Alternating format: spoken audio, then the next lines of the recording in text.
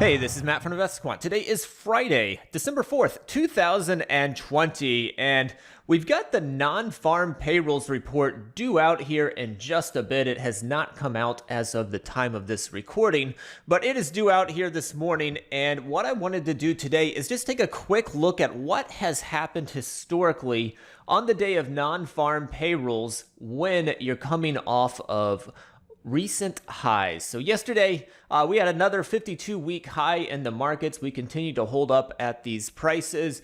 We just barely closed up at a 52-week high, but nonetheless, we are still at 52-week highs. We've got the non-farm payrolls report out this morning, so let's take a look at what that has led to historically here as we approach the open. So let me select all four instruments. The setup's going to be based upon getting long at the open, which is 9:30 a.m. Eastern Time, and exiting at the close of regular trading hours, which is 4:15 p.m. Eastern Time.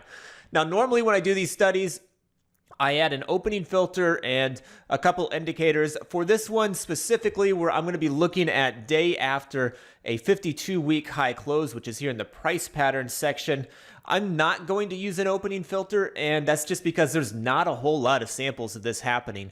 And when you split it up, the differences are not drastic. So I'm going to include all opening locations and keep as many samples as possible for this day after 52-week high close, which I went ahead and added from the new high section over there on the right. And then I'm going to go into the market events section, and I'm going to grab this non-farm payrolls report day. It's the top option here in the active today. That comes from this market events category. You can see it right there if I scroll down, just above options expiration day. And then I'm going to click view results.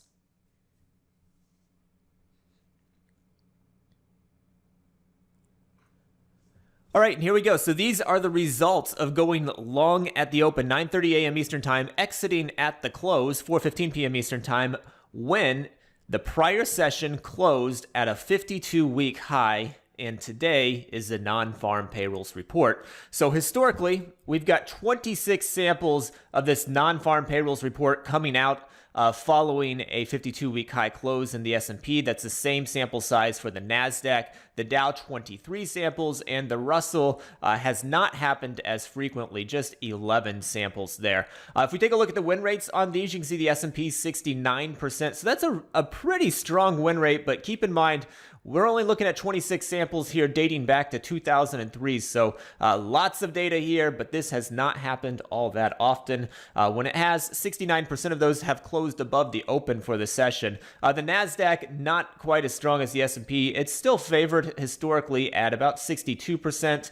The Dow, 57%, and the Russell, 55%. So if you group them all together, you can see that they are all at least somewhat favored on the win rate. But then again, we do not have huge sample sizes, fairly rare pattern here taking place this morning. If we take a look at the average win, the average loss, you will notice the average loss is larger than the average win in the S&P. That is also true here in the NASDAQ. That is true in the Dow. And then the Russell, the one with the fewest samples, is a little bit closer average loss to average win. So 3 of the 4 have a larger average loss than average win, and all 4 of them have a favorable win rate historically in the handful of samples that we have here to look at. So hopefully you found that helpful. Good luck today, and we'll see you next time.